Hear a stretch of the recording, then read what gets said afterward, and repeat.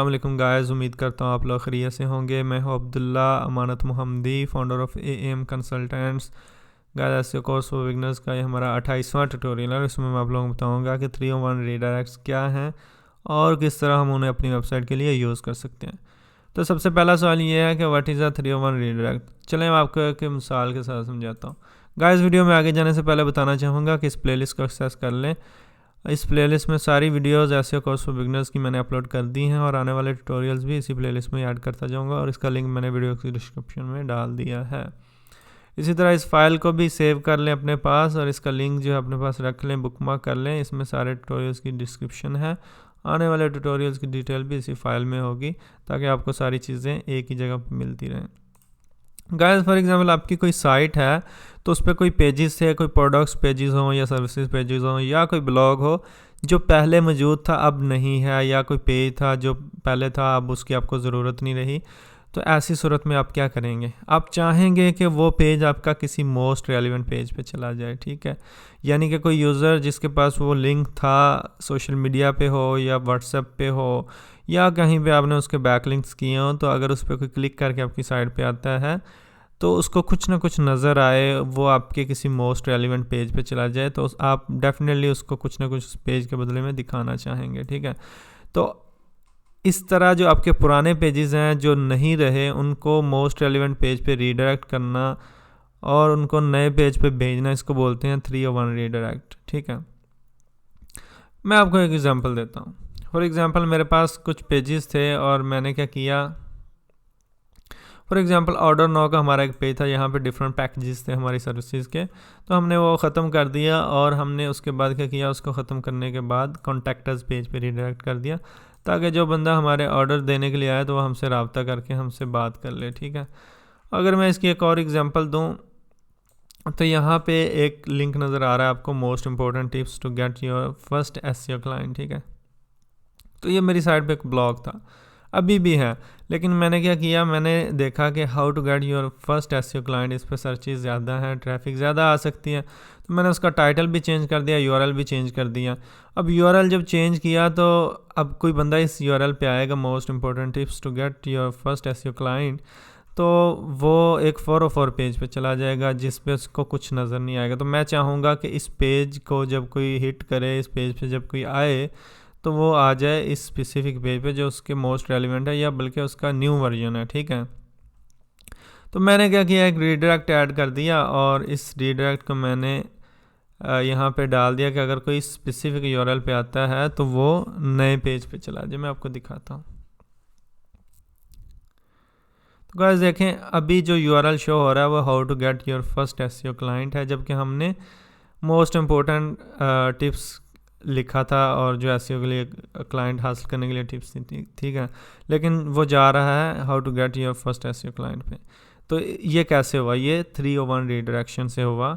तो इससे बड़ी आसानी के साथ हम क्या कर सकते हैं, अपने यूज़र्स को किसी इररेलेवेंट पेज पे भेजने की बजाय मोस्ट रेलिवेंट पेज पे भेज देते हैं। फॉर एग्जांपल अगर वो ये मैं रीडायरेक्ट ना करता तो मेरा पेज इस तरह कुछ शो होना था, 404 पेज आना था। इसके बारे में मैं नेक्स्ट वीडियो लेके आऊँगा कि 404 पेज किस तरह करते हैं और इसका क्या फ़ायदा है और कैसे इसको ऑप्टिमाइज़ करना है एंड सो ऑन। लिहाजा अभी के लिए ये है कि ऐसे पेज पे आना था जो वो ढूंढ रहा है यूज़र उससे रेलिवेंट नहीं है। तो इससे बेहतर यह है कि इस पेज पे आए, उसको उस पेज पे भेज दो जो उसके मोस्ट रेलिवेंट है। तो ये क्या है जी, 301 रीडायरेक्शन, कि आप रीडायरेक्ट कर देते हैं पेज को उसके मोस्ट रेलिवेंट पेज पे। तो इसका फ़ायदा क्या है और ये इंपॉर्टेंट क्यों है? गाइस पहला फ़ायदा ये है कि जहाँ पे आपके ये लिंक्स हैं ना, जो पुराने लिंक्स होते हैं, वो जब कोई यूज़र उस पर क्लिक करके आएगा, क्योंकि देखें मैंने जब ये ब्लॉग पब्लिश किया था, अगर मैं इसकी बात करूँ most important tips to get your first SEO client, तो उस वक्त जब मैंने ब्लॉग पब्लिश किया था तो ये यूआरएल मैं जगह जगह पे शेयर भी करता रहा, यहाँ इसके लिए लिंक भी बिल्ड करता रहा और भी चीज़ें करता रहा। लेकिन जब मैंने इसको मूव किया नए यूआरएल पे तो डेफिनेटली जब यूज़र इस पर क्लिक करके आता होगा तो वो नए या उसके मोस्ट रेलिवेंट या उसके न्यू वर्जन पे तो नहीं जाएगा। तो ऐसी सूरत में इसका फ़ायदा ये है कि अगर आप रीडायरेक्शन लगा देंगे तो आप जो कंटेंट यूज़र देखना चाह रहा है उसको वही मिलेगा, और या जो आप उसके बदले में यूज़र को दिखाना चाह रहे हैं वो मिलेगा। इस तरह आपका यूज़र जो है जल्दी साइट को नहीं छोड़ेगा बल्कि आपकी साइट पे ही रहेगा जिसका एसईओ भी बेनिफिट होगा और यूज़र एक्सपीरियंस भी बेहतर होगा।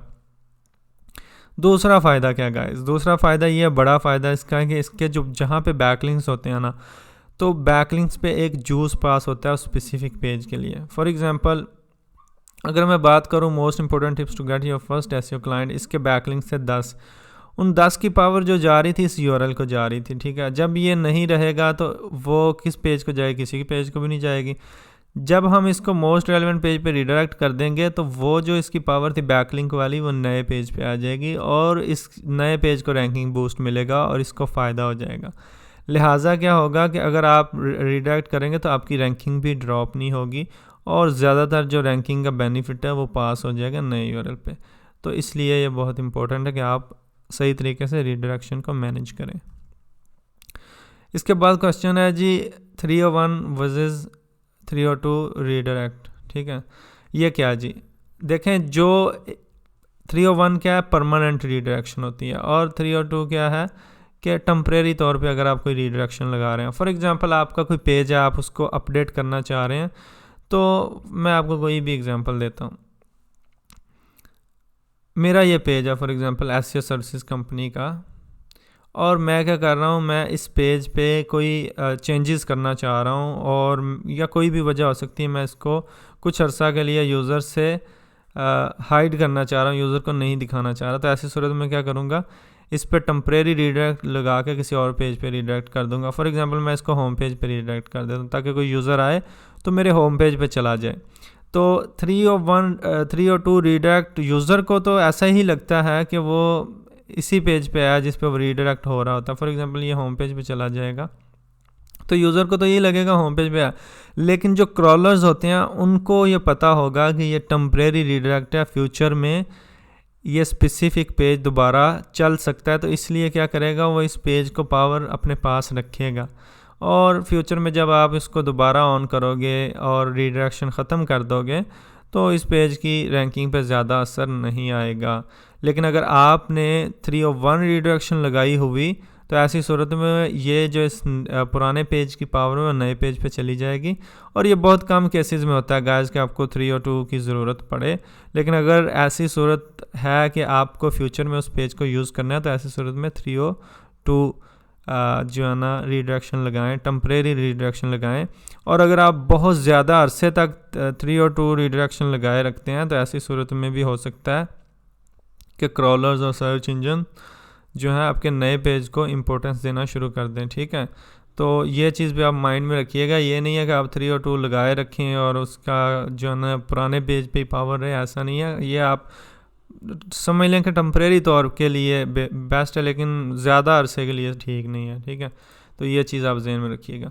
तो बस अभी के लिए इन दोनों में यही कहूँगा कि अगर आपने रैंकिंग पावर भी मूव करनी है और साथ में यह है कि आपने पुराना पेज आपको ज़रूरत भी नहीं, तो ऐसे सूरत में 301 रिकमेंडेड है, यही यूज़ करते हैं ज़्यादा लोग।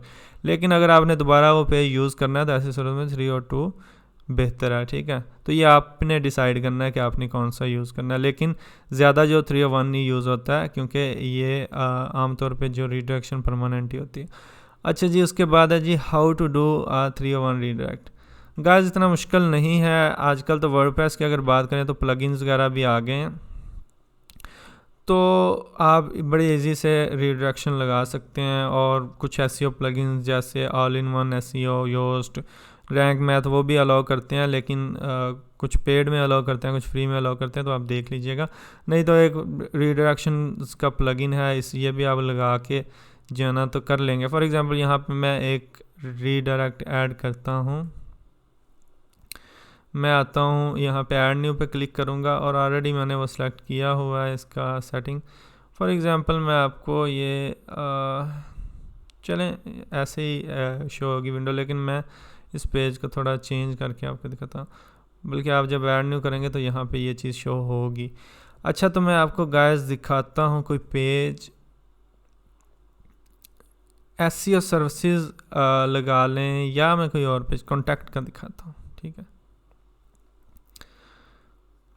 फॉर एग्जांपल आपका पुराना पेज जो था उसका यूआरएल था कॉन्टैक्ट तक, ठीक है, और बाद में आप क्या करते हैं, आप यूआरएल चेंज करके कॉन्टैक्ट अस करना चाह रहे हैं, तो ऐसी सूरत में आप रीडायरेक्शन लगा के क्या करेंगे, नए यूआरएल की मतलब पुराने यूआरएल को नए पे रीडायरेक्ट कर देंगे। पुराना आपने सोर्स यूआरएल में रखना है और टारगेट यूआरएल जो है वो नया यूआरएल रखना है और ऐड कर देना है, ठीक है। तो यहाँ मैं आपको ऐड करके दिखाता हूँ। तो ये ऐड हो गया।